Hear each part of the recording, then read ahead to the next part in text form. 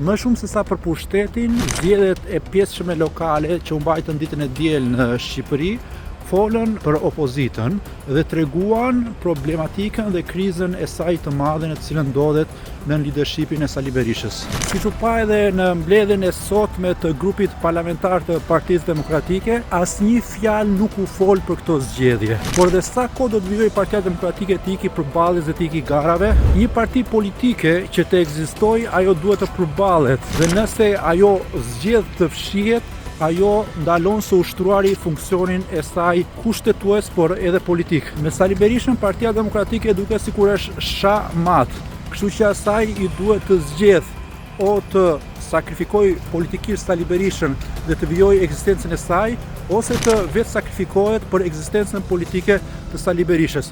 Kjo sigurisht i takon demokratëve dhe kjo i takon strukturave drejtuese të Partisë Demokratike, por të paktën të dalin dhe ta shprehin hapur duke mos i gënjur qoftë demokratët, por qoftë edhe shqiptarët me retorikë poshe.